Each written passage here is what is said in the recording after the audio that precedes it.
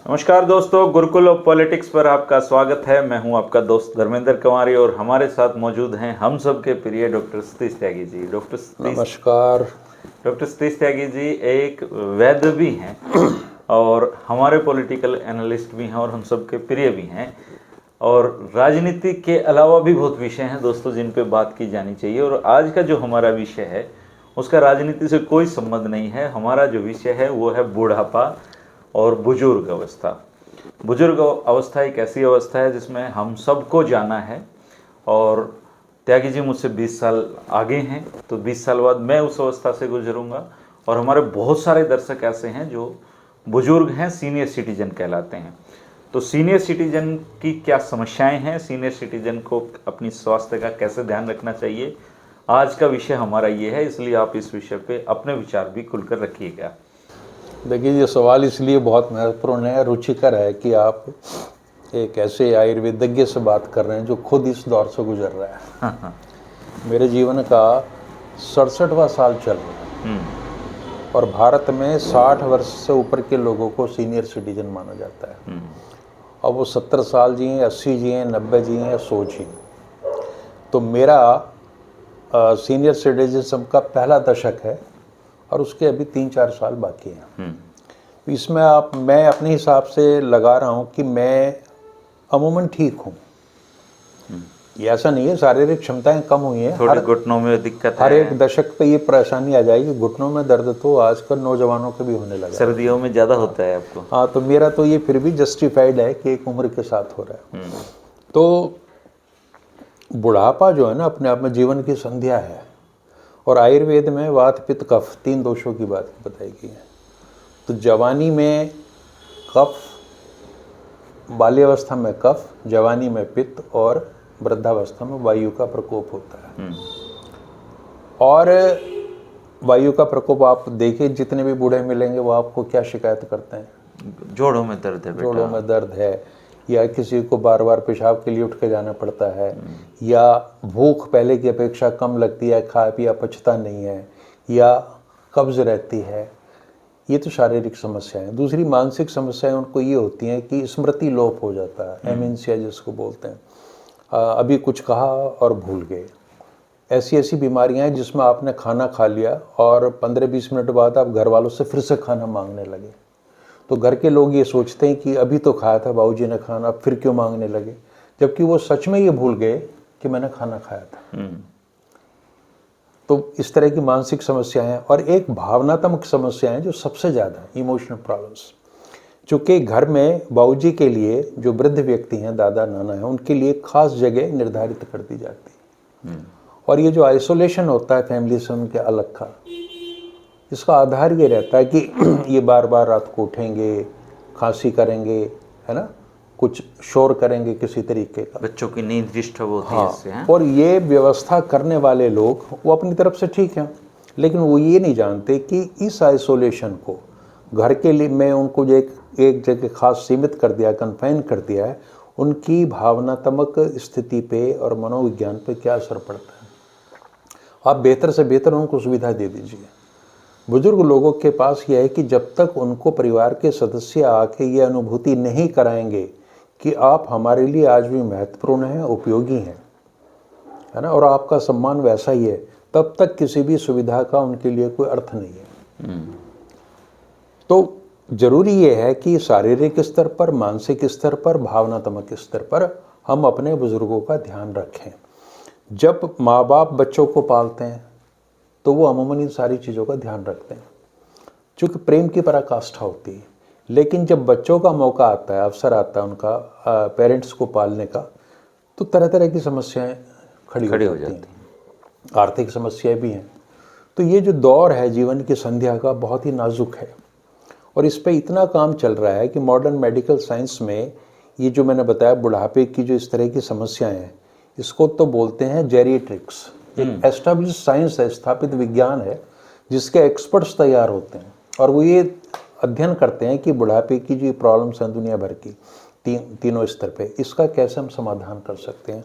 और एक शब्द इसमें है जेरेंटोलॉजी।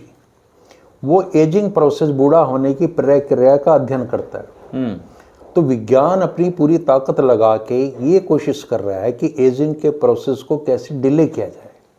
तो अब हमारा लाइफ स्पैन बहुत बढ़ गया है।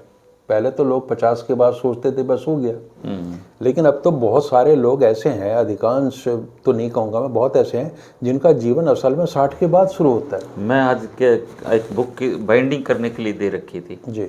और वो जो बुक जो बाइंड कर रही थी वो एक अम्मा थी। हाँ।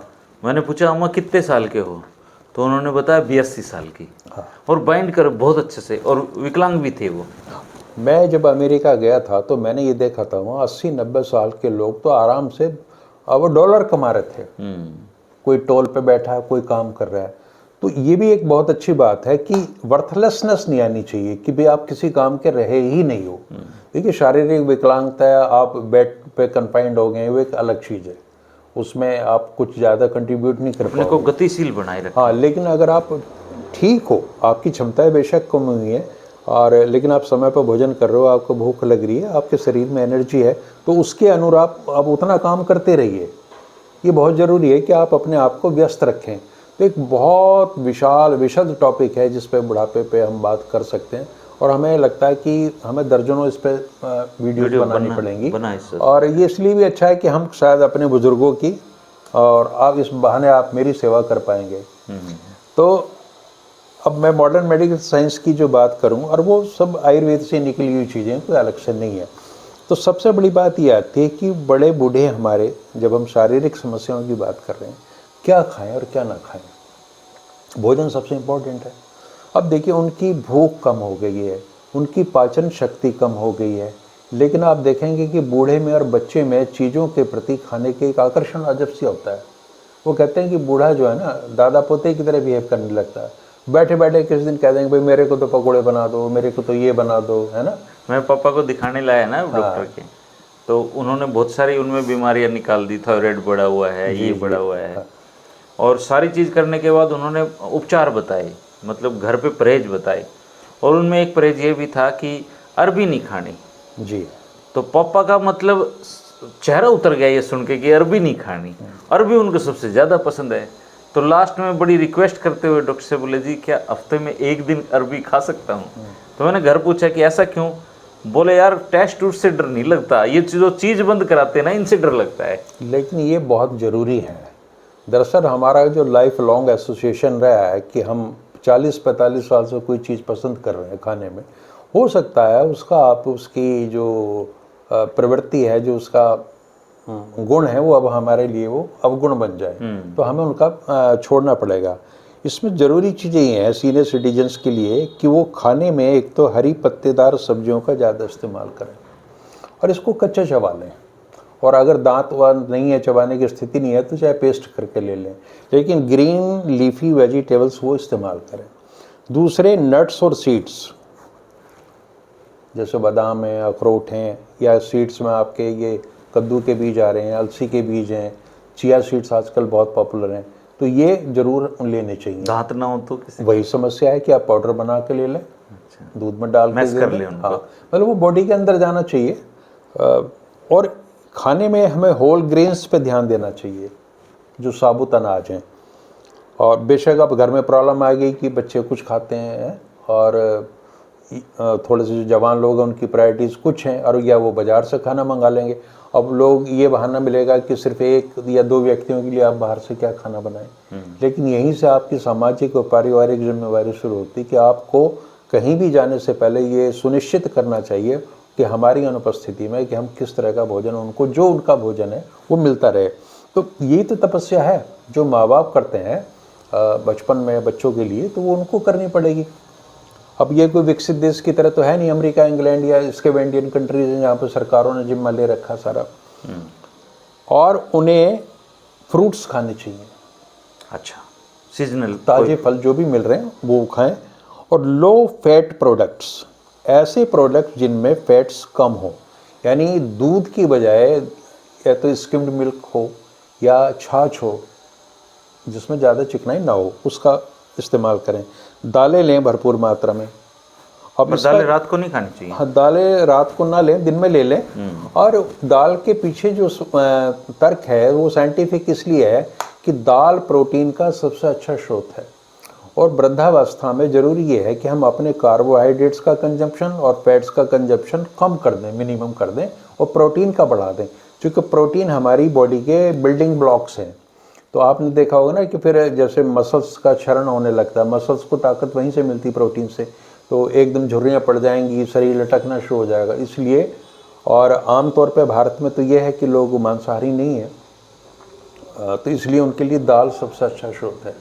तो दाल को कोई ज़रूर नहीं कि आप तड़का लगा के वो टेस्टी बना के दाल को उबालें और उसमें बहुत साधारण सा कोई मसाला डाल के दे दें अपने आप को। और ये ध्यान रखें कि आप अगर 1 कटोरी दाल उनको दे रहे हैं तो साथ में चपाती ना भी दें, जो वो दाल अपने आप में भोजन ही है, या खिचड़ी बना के दे दें उनको, जो उनके लिए आसान सबसे बेस्ट है दलिया खिचड़ी शाम को। तो प्रोटीन का अधिकतम प्रयोग जितना भी संभव है उनकी पाचन क्षमता के अनुरूप, और फैट्स और इनका कम, कार्बोहाइड्रेट्स का कम से कम प्रयोग किया जाए। और एक होते हैं प्रोबायोटिक। प्रोबायोटिक वो होते हैं, जैसे हमारी दही भरी पड़ी है प्रोबायोटिक से, जो हमारी आंत है, गट है, जहाँ खाना पचता है, उसकी सेहत के लिए वो ज़रूरी है। तो अगर उनकी सेहत अलाउ करती है तो उनको दही या दही से बनी कोई भी चीज़, रायता वगैरह बना के वो जरूर 1 कटोरी तो कम से कम दोपहर के समय दे दें, तो उस प्रकार का पाचन तंत्र सही रहेगा। खाने में फाइबर प्रचुर मात्रा में हो, जो होल ग्रेन्स में भी, और जितनी चीज़ें मैंने बताई हैं, फलों से, सब्जियों से लेके और नट्स और सीड्स में, सब में फाइबर है, तो उनकी पाचन क्रिया दुरुस्त रहेगी और कब्ज नहीं होगा। तो ये तो भोजन में उनको एहतियात बरतनी होगी। और जो को नहीं खाना, वो उसमें यही है कि उनको शिकायत देखिए, हमेशा वो बच्चों से ये करेंगे, सब बाजार की चीज़ें खाते हैं, तो वो अपना भी लोभ छोड़ दें, है ना। और बेशक चाहे उनको उपवास करना पड़े, लेकिन बाजार की चीज़ नहीं खानी, जीभ का स्वाद नहीं देखना। हाँ, प्रोसेस्ड पैकेज चीज़ें नहीं खानी कतई भी। जीभ तो ये मान के चलें, ये मान लें कि हमारे शरीर में जीभ नाम का अंग है ही नहीं। और ये जो सारी चीज़ें बोलने में भी और खाने में भी, हाँ, इनमें अपना टेस्ट है।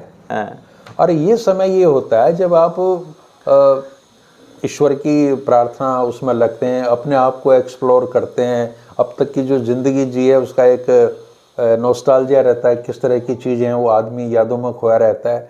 तो यही समय है जब फुर्सत ही फुर्सत है चारों तरफ से।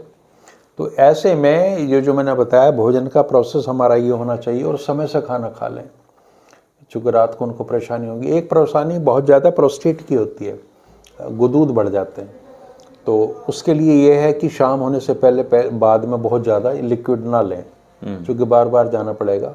और एक चीज़ मैं यह कहना चाहूँगा कि इतने रिजिड ना हो जाएं। अगर कहीं सर्जरी की ज़रूरत है तो ये मान के चलें, सर्जरी आयुर्वेदिक और एलोपैथिक नहीं हुआ करती। Surgery is a treatment. तो आप अगर कहीं पे भी आपके मान लिया घुटनों में, मैं कहता हूँ घुटनों में दर्द है, आप आयुर्वेदिक, होम्योपैथिक, नेचुरल जो भी ट्रीटमेंट करा सकते हैं वो करा लीजिए, वो छूट है। लेकिन अगर कहीं से भी आपको आराम नहीं मिल रहा और डॉक्टर आपको, सर्जन ये सलाह दे रहा है कि नी रिप्लेसमेंट होना है, तो वो करा लेना चाहिए। यही बात प्रोस्टेट की है। तो जहाँ या हार्ट से रिलेटेड प्रॉब्लम है, तो उसमें ये ना मान के चलें कि अब मेरा जीवन ही कितना शुष्क रह गया, छाल पीते रहो और पता चले एक दिन वो आप कर लो, जितने समय आपने पहले कर लो, सपोर्टिव है। लेकिन अगर एक्सपर्ट ये कह रहा है कि अमुक व्यक्ति को सर्जरी ही एक लास्ट रिजॉर्ट है, तो उसको कराने में कोई हिचकना नहीं चाहिए, क्योंकि अगर नहीं कराओगे तो और चीज़ें ज़्यादा डिटोरिएट होती रहेंगी। आम जो नौजवान आदमी वो तो बर्दाश्त कर लेगा उन चीज़ों को, लेकिन यहाँ पर रिस्क नहीं ले सकते। तो भगवान ने आपकी लाइफ स्पैन बढ़ा दी है, विज्ञान की मदद से आप लंबा जीने लगे हैं, 100 साल तक जी रहे हैं। तो अब आपका ये फ़र्ज बनता है कि ये जो बोनस लाइफ आपको मिली है, तो इसमें आप आराम से रहें, सेहतमंद रहें और अपना बेस्ट देने की कोशिश करें। ऐसे बहुत लोग मैंने देखे हैं जो 70 साल के बाद ही जीवन में बहुत कुछ बड़ा काम कर पाते हैं, कर देते हैं जी। और मानसिक श्रम तो किया जाएगा। अभी तो आपको भी बहुत बड़ा काम करना है। नहीं, मेरे तो इरादे बहुत बुलंद है। मैं तो कभी अपने आप को मानता ही नहीं। मैं तो कई बार आपकी एनर्जी देख के खुद शर्माता हूँ। और मुझे ये लगता है कि मेरी एनर्जी कम होती जा रही है और मैं उसको बढ़ाने के प्रयास अभी आज हमारे एक दक्ष हैं बच्चे, और वो हमारे चैनल के दर्शक हैं। वो नागपुर से आते हुए नागपुर की मिठाई लेके आए थे, जिसको ऑरेंज बर्फी बोलते हैं। वो चूंकि वहाँ ऑरेंज ज़्यादा होता है, ऑरेंज से बर्फी विकसित कर ली। वो बर्फी मैंने 2 खाई और त्यागी जी ने 3 खाई हैं। मैं तो और भी खा लूँगा। पर मैं ये खाने के बाद ना, देखिए एक तो अभी मेरा जो है वृद्धावस्था उस चरण में नहीं आई नहीं है। और मैं उसको एजिंग को अपनी डिले भी कर रहा हूँ। मेरा खाना आप सुनेंगे इस समय, तो मैंने सुबह उठते ही, जैसे एक तो आयुर्वेद में ये बड़ी समस्या है कि हर चीज़ आपको खाली पेट लेनी, और इतनी सारी चीज़ें इकट्ठी हो जाती हैं कि खाली क्या रहेगा, खाली क्या रहेगा, सब भर जाता है। हाँ, तो मेरा ये रूटीन है कि मैं सुबह उठ के मैं चाय पीता था बिस्किट के साथ में, वो बंद कर दी। उसका विकल्प ये है कि मैं उठते ही 1.5-2 गिलास गर्म पानी ले लेता हूँ और उसके बाद में मैं रात को भिगोए बादाम, अखरोट और किशमिश वो खाते हैं। मैं वो खाता हूँ उसको लगातार, और उसके बाद में 9-10 बजे के बीच में मेरा भोजन हो जाता है, और शाम को 5-6 बजे से पहले पहले इस बीच में कर लूँगा। तो मैं खा रहा हूँ, लेकिन मैं खाद्य पदार्थों की गुणवत्ता पे ज़्यादा फोकस कर रहा हूँ। देखिए अब कोई आदत बुरी है नहीं, तो आप बड़ी ईजिली, आम आदमी भी अफोर्ड कर सकता है। आम से मतलब जो शहर में रह रहा है, एक सामान्य। अब जैसे अमरूद आए हुए हैं, अगर दांत आपके अलाउ कर रहे हैं तो अमरूद का बेस्ट सीजन है ये खाने का। हाँ, और जो भविष्य के बूढ़े हैं जो होने जाने, देखिए सिटीजनशिप ये तो है नहीं, सीनियर सिटीजनशिप जो हम तक ही हमारा लास्ट में, नहीं हम उसको कैरी करेंगे आगे। तो वो 40 साल में जो है उस समय से ही एजिंग का प्रोसेस बहुत जल्दी शुरू हो जाता है। तो कैसे आप इसको डिले करें, मतलब 40 की उम्र में लोगों के दांत, मेरे मुश्किल से 2 दाढ़ मेरी निकली हैं, वो भी स्वतः निकल गई। दांतों का डॉक्टर आज तक मेरे मुंह में नहीं गया। I never consulted any dentist. मेरे तमाम दांत मौजूद हैं। अब अगर मैं और भी ज़्यादा ध्यान रखता तो शायद ये 3 भी नहीं जाते। और धर्मेंद्र जी, मेरे पिताजी की आयु जिस समय उनका निधन हुआ 92 साल के वो हो चुके थे, और उनके दांत इक्का दुक्का कोई गया होगा, सब सलामत थे। तो एक जेनेटिक्स भी इसमें काम करती है। तो हमें 40 साल के बाद ही जो हमारी एजिंग की प्रोसेस है उसकी तैयारी करनी चाहिए। उसके अंदर अगर हम सामर्थ्य रखते हैं, अगर आर्थिक रूप से, तो हम ये कपड़ों पे अपना पैसा खर्च ना करें, किसी व्यसन पे खर्च ना करें, और अपने शरीर के लिए जो खाने पीने वाली चीज़ें हैं वो करें, उस पर बेस्ट खर्च करें, और हर साल कम से कम एक बार एनुअल चेकअप करा के अपनी शरीर की स्थिति का आकलन कर लें कि हम कहाँ जा रहे हैं।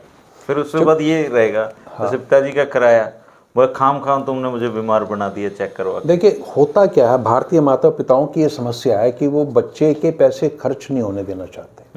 वो सोचते हैं हमने अपनी ज़िंदगी जी ली, बुढ़ापे में ही सबसे ज़्यादा सर्जरीज होती हैं और पैसा लगता है। तो माँ बाप पता नहीं हिंदुस्तान के किस तरह के हैं कि उनको लगता है कि बच्चे के पैसे खराब ना हो, अपने लिए वो कुछ भी करते रहें सारी ज़िंदगी, लेकिन इस उम्र में आके सोचने लगते हैं कि ना ठीक है, इसका इतना पैसा लग जाएगा, लाखों रुपए लगेंगे।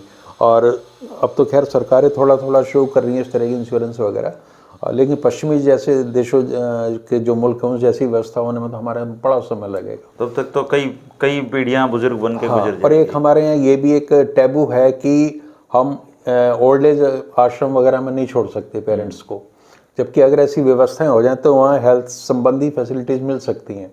और वहाँ अपने ग्रुप में जो लोग रहते हैं ना, हम उम्र लोगों में, उनका दिमागी वो चीज़ें अच्छी रहती हैं सारी। हम उस संस्कृति के लोग हैं सर। हाँ, महात्मा गांधी जी को एक आदमी ने पत्र लिखा कि जी पुरानी जगह पे आप आमंत्रित हैं और मैं चाहता हूँ कि मेरे बनाए हुए वृद्धाश्रम का आप उद्घाटन करें। तो महात्मा गांधी जी ने उनको पत्र लिखा कि आपका पत्र मुझे मिला और पढ़कर बड़ा ही दुख हुआ। आप उस दिन मुझे आमंत्रित करना जिस दिन आप वृद्धाश्रम को ताला लगा रहे हो। भारतीय संस्कृति में और वृद्धाश्रम की जरूरत क्या है, हमारे बच्चे हैं हमारी देखभाल करने के लिए। देखिए उसमें क्या है कि जब गांधी जी ने ये बात कही होगी तब से अब के बीच में 100 साल का फर्क आ गया जी। दुनिया बदलती है, समाज बदलता है, शहरीकरण हो रहा है, बच्चों की अपनी समस्याएं हैं, और कई बार बड़ा मुश्किल हो जाता है। ये समस्या गाँव में नहीं है। भारत अभी भी 60-70% गाँव में बस रहा है, इसलिए हमें अजीब सा लगता है। बट शहरों में आप देखेंगे धीरे धीरे ये चीज़ें बढ़ेंगी। इसका सामाजिक तो आप कह सकते हैं कि डिके है एक तरह का, लेकिन इसके फायदे बहुत हैं। क्योंकि अगर देखिए गांव में बूढ़ा आदमी एक हो रहा है तो उसके पास 20-30 बूढ़े होका पीने बैठने चलने वाले हैं, कोई ना कोई मिल जाएगा जिनसे वो कम्युनिकेट कर सकता है। चाहे बेशक युवा पीढ़ी को गाली देते रहो आप, एक चीज़ तो मिलेगी। शहरों में हर सीनियर सिटीजन ऑलमोस्ट अकेला है। वो क्या करते हैं, जाके आप किसी पार्क में जाइए, सुबह के समय सब लोग हंसे हैं, बैठ रहे हैं, बातचीत कर रहे हैं आपस में। एक वो मैकेनिज्म तो तैयार किया है, लेकिन ये मैकेनिज्म आधा घंटा 1 घंटे के लिए सुबह सुबह, शाम तक नहीं होगा। तो इस जो अकेलापन है, इससे ये बहुत बड़ी चुनौती है। बुढ़ापे में इस उम्र में आके देखिए, चुनौतियाँ सब जगह की हैं, जवानी की भी हैं और बाल्यावस्था की भी है और बुढ़ापे की भी है। लेकिन ये वाला जो पार्ट है ये बहुत ही ज़्यादा गंभीर है, और इसलिए है कि इसमें ना लोग सेवानिवृत्ति जो जॉब से लेते हैं उनकी तो प्रॉब्लम है ही कि उनका रूटीन ख़त्म हो जाता है। जो आम लोग हैं वो भी अपने आप को रिटायर मान के उनके पास करने को कुछ नहीं होता, तो कोई ना कोई उनको शौक व्यसन नहीं वो पैदा करना पड़ेगा, चाहे वो गार्डनिंग का हो या घूमने फिरने का हो, किताब पढ़ने का हो, और एक ये भी है भगवान कि का नाम लेने का हो, कि बच्चे ये महसूस ना सोचें कि भाई ये बाबूजी को तो कहाँ जाएंगे, कहाँ ले जाएंगे। उनको हफ्ते 10 दिन में या महीने में 2-3 बार बाहर निकालें जरूर। अच्छा, शहर में घुमाने ले गए, और कुछ नहीं, चलो 15-20 किलोमीटर 50 किलोमीटर की आउटिंग करा दी, तो उससे उनकी मनोस्थिति में परिवर्तन। वो मना करेंगे, लेकिन वो ये चाहते हैं कि जब हम मना कर रहे हैं तो बच्चा उतना ही आग्रह करे, चलो चलो चलो। वो ये समझ जाते हैं कि फॉर्मेलिटी कर रहा है। और जब आप परिवार के समेत निकलते हैं, बहू निकल रही है, बेटा निकल रहा है, तो वो देखिए महसूस होता है उनको कि भाई अब मैं तो इररिलेवेंट हो गया हूँ। तो ये शारीरिक स्तर की तो चीज़ें ही, भावनात्मक स्तर पे बहुत मेहनत हमें अपने बुजुर्गों के साथ करनी पड़ेगी। जैसी मैं कह रहा हूँ ना कि जैसी बच्चों के लिए माँ बाप ने की थी, पालने का जहाँ तक प्रश्न है, तो अब आपने पालना है तो उनकी ज़रूरतों को करें। अच्छा, जो उनकी आदतें हैं उस पर बार बार टॉन्टिंग ना करें, क्योंकि बहुत संवेदनशील हो जाते हैं इस मामले में। हाँ, जो कहते हैं बुढ़ापे में बच्चा बन जाता है इंसान, हाँ, है ना। अब मैं आपको बहुत छोटी सी घटना बताऊं। मैं गांव में सो रहा था, मेरे पिताजी ने घंटा लगा रखा था, एक बजता था। अब जब तक मैं सोया 1, 2, 3 बजे, मतलब शाम के 6, 7, लेकिन रात को 12 बजे तो 12 बार बजेगा वो, टन टन टन। और मैंने सुबह उनसे कहा कि मैंने इसकी क्या आवश्यकता, क्यों ये बज रहा? बोले ये नहीं, ये तो ऐसे ही बजेगा। मतलब मैंने कहा इतने आक्रामक क्यों हो गई है? उन्हें ये लगा कि मेरे लिए जो सुविधा है उस पर इसने सवाल उठा दिया कि भाई आप इसको बंद कर दो। वो कहते तू 1-2 दिन के लिए आया है, कहा तो नहीं उन्होंने कि सहन कर इसको। वो तरीका यही था उनका कहने का कि भाई तो मुझे उनके इस जो उन्होंने कहा उस पर ये लगा कि ये कहीं इनको हिट किया। अब उनको आदत है बुढ़ापे में नींद का उतना वो प्रचंड वेग नहीं रहता, तो ध्यान रहता है कि रात गुजर गई। हाँ, तो 12 बजे के बाद जब अगला घंटा 1 बजा, मैंने कहा अब संतोष अब 1 बार बजेगा, है ना, और तब तक सुबह 5-6 बजे तक उठ जाएंगे हम। तो जो बुजुर्गों की दिनचर्या है उसका सम्मान करना सीखें, उसको फैसिलिटेट करें। केवल यही नहीं कि घर में पढ़ें और आप नाम कमा रहे हैं कि जी माँ बाप की सेवा कर रहा है। वो सेवा सही अर्थों में होनी चाहिए। वो तभी है जब आप उनकी शारीरिक, मानसिक और भावनात्मक जरूरतों को पूरा करेंगे और उनको ये एहसास कराएंगे कि आप हमारे लिए महत्वपूर्ण कल भी थे, आज भी हैं, आगे भी रहेंगे। और अपने बच्चों को उनके साथ मिक्सअप होने दें, खेलने दें। चूंकि आज की दादा दादी और उनके पोता पोती का तो प्रेम ही अलग लेवल का है, तो वो एक अलग अवस्था है। और अगर वो उनको पढ़ने का शौक है तो पढ़ते रहें। मेरे तो दादा जब तक जीवित थे, हाँ, पिताजी की हिम्मत नहीं हुई कभी मुझे आंख उठा के देख लें। बिल्कुल बिल्कुल इतना हिम्मत देते थे वो। इसमें अब धार्मिक पुस्तकें भी अगर वो पढ़ना चाहें, हो सकता है बच्चे धर्म का विरोध करते हों, लेकिन उनको पढ़ने दें उस चीज़ों का। तो अकेला नहीं छोड़ना। अगर वो सत्संग में कहीं जाना चाह रहे हैं, कोई उनके गुरु बनाए हैं, तो जाके वो 1-2 घंटा वहाँ पास कर रहे हैं, तो इसको ये लाभदायक है उनके। और वो कभी चाहें कि आप हमारे साथ चलो तो महीना 20 दिन में आप उनके साथ भी जा सकते हो। हाँ, बिल्कुल है ना। अगर वो चाहते हैं कोई आज विशेष आयोजन है और मेरे बच्चे भी साथ जाएं तो जाना चाहिए। और उनके पास जो अनुभव है उससे अगर आपको सीखना चाहिए। मुझे बहुत लोग मिलते हैं जो आप कहते हैं जी हम आपसे बहुत सीखते हैं, तो मैं अंदर ये सोचता हूँ कि आपके पिताजी भी मेरी उम्र के, आप उनसे क्यों नहीं सीखते? तो जो सीखने गैप है ना जी, पिताजी के साथ बैठ नहीं सकते, उसमें मेहनत करनी पड़ेगी। हाँ। और अभी मैं कोई कविता सुन रहा था कि उसमें कोई बच्चा ये कह रहा था कि भाई मैं कभी उनके गले नहीं लगा और अब लगना चाहता हूँ तो वो है नहीं इस दुनिया में। तो प्यार का प्रदर्शन वो तो नहीं करते, हमारे ज़माने में तो नहीं था, लेकिन अब बच्चों को करना चाहिए। आगे कभी बाहों में भर लिया उनको, है ना, कभी किस कर लिया, कभी मजाक कर ली उनके साथ में। बेशक वो गाली दें उसके एवज में, लेकिन वो भी एक आशीर्वाद है। तो हमें शारीरिक, मानसिक, भावनात्मक सभी स्तरों पे उनका ध्यान रखना होगा, तभी उनके पास रखने का फायदा। अन्यथा ओल्ड एज आश्रम तो है ही, धीरे धीरे आप देखना इनकी संख्या लगातार बढ़ती चली जाए। अब तो हरियाणा सरकार ने भी एक पॉलिसी पास कर दी है कि बुजुर्गों के लिए डेडिकेटेड वो कॉलोनियाँ बना सकते हैं, कोई लाइसेंस लेके। और आप देखना हर शहर में बनेंगी ये कि आप। और ख़ास बात ये है सर कि जब भारत आज से 20 साल बाद दुनिया का सबसे बुजुर्गों वाला देश होगा। देखिए हमारा नौजवान मशीन बन गया। महानगरों में आप देखिए वो किस समय निकलता है, और उनकी बात नहीं कर रहा जो साधन संपन्न लोग हैं, लेकिन आम घरों के बच्चे जो निकल रहे हैं, सुबह निकलते हैं 5-6 बजे से तैयार होते हैं, लेट नाइट्स में आते हैं, सारे दिन बिजी रहते हैं, ना उनका कोई सामाजिक जीवन है ना पारिवारिक जीवन है। ऐसे लोग जब सीनियर सिटीजन बनेंगे इस जॉब को छोड़ के, आप देखना कितनी बड़ी समस्याएं खड़ी होंगी। तो इन चीज़ों का समाधान हमें अभी से निकालना पड़ेगा, और धीरे धीरे समाज में जो जेरेट्रिक्स की मैंने बात की, अभी आप देखेंगे रोहतक जैसे शहर में, मुझे लगता नहीं बाहर भी कहीं आपने जेरेट्रिक एक्सपर्ट का नाम सुना होगा, कि जहाँ पर्टिकुलरली केवल ये चीज़ें होती हैं। एक विज्ञान है जो केवल एजिंग प्रोसेस की स्टडी कर रहा है, लाइफ की। क्या बोला आपने उस टर्म को? उसको कहते हैं जेरेंटोलॉजी, जिसमें हम एजिंग के प्रोसेस को पढ़ते हैं कि भाई ये लाइफ स्पैन कैसे बढ़ता जाए। उम्मीद ये कर रहा है विज्ञान के आने वाले कुछ वर्षों में 150 साल तक आदमी जिएगा। अब 150 साल का मतलब ये कि जो बुढ़ापे की जो फेज है वो ज़्यादा बड़ी हो जाएगी, तो उस समय हमने कैसे उनकी केयर करनी है। तो दोनों समानांतर विज्ञान चल रहे हैं, समस्याओं का अध्ययन भी चल रहा है, एजिंग प्रोसेस को बढ़ाने की बात भी चल रही है। भविष्य में ये चीज़ें सबसे ज़्यादा चलेंगी। तो विज्ञान अपनी तैयारी कर रहा है लाइफ स्पैन बढ़ने की, और ऐसे ही अब समाज चूँकि बहुत तेज़ी से बदल रहा है, और अभी चीन जैसे अमेरिका वगैरह वहाँ तो सब माँ बाप अलग रहते हैं, बच्चे अलग रहते हैं, लेकिन कहीं ना कहीं उनको एहसास तो होता है, और वो भी उस तरफ लौट रहे हैं। अभी आपने देखा होगा ट्रंप अपनी पोती से बात कर रहे थे, और उनको कह रहे थे no drugs, no alcohol, no tobacco.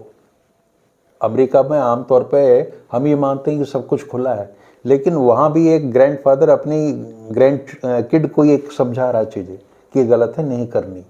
तो वो भी लौट के वहीं आ रहे हैं। समाज तो आपको पैदा करना पड़ेगा, परिवार की अपनी ताकत का एहसास करना पड़ेगा, वो बहुत ज़रूरी है, और उसके साथ में हमने अपने बुजुर्गों का हर तरीके से ध्यान रखना होगा। दोस्तों काफ़ी साल पहले पढ़ी थी कि बचपन में मुझे मेरे पिता सुपर हीरो लगते थे। जब मैं जवान हुआ तो मुझे लगा मेरे पिताजी बेवजह की टोका टाकी करते हैं और उनमें सुपर हीरो जैसा कुछ नहीं है। जब मैं थोड़ा और बड़ा हुआ तो मुझे ये पक्का यकीन हो गया कि मेरे पिताजी में सुपर हीरो तो छोड़ो, हीरो की भी कोई क्वालिटी नहीं है, और वो मेरी हर बात को काटते हैं और उनका मकसद मुझे तंग करना है। फिर मेरी शादी हुई और शादी के बाद मुझे लगने लगा कि पिताजी की कही हुई काफ़ी बातें ठीक हैं, मानी जा सकती हैं। फिर मैं थोड़ा और बड़ा हुआ तो मुझे पता लगा कि मेरे पिताजी सुपर हीरो ही थे और उनकी कही गई हर बात सही थी। और जब मैं थोड़ा और बड़ा हुआ तो मुझे लगा कि मैंने अपने पिताजी को कोसने में बहुत ज़्यादा समय खराब कर दिया और मुझे मेरे पिताजी को गले लगाना चाहिए था, लेकिन अफसोस ये है कि अब मेरे पिताजी नहीं है। ये सारा ज्ञान बाप बनने के बाद ही एहसास होता है। ये उसी समय पता है जब हम बाप। हालांकि मैं बड़ा सौभाग्यशाली हूँ इसमें, दादा का प्रेम भरपूर मिला, पिताजी का प्रेम बहुत भरपूर मिल रहा है, और आप भी पिताजी ही हैं, आपका प्रेम भरपूर मिल रहा है। और इसके अलावा बुजुर्ग, मतलब मेरे इतने बुजुर्ग दोस्त हैं कि आजकल के युवाओं में जो अपने मित्र मंडली देखता हूँ, उनसे अगर मैं पूछूं तुम्हारे मोबाइल में कितने बुजुर्गों के फ़ोन नंबर हैं, तो मुश्किल से एक बुजुर्ग का फ़ोन नंबर।